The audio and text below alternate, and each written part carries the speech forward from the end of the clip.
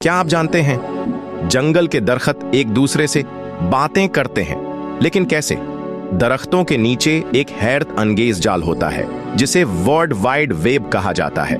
ये बिल्कुल वैसा है जैसे हमारे लिए इंटरनेट हो। इसी नीट वर्क के जरिए दरख्त खुराक, पानी और खतरे के सिग्नल भेजते हैं। मिसाल के तौर पर, अगर किसी दरख्त पर कीड़े हमला करें तो वो फौरन दूसरे दरख्तों को खबरदार कर देता है।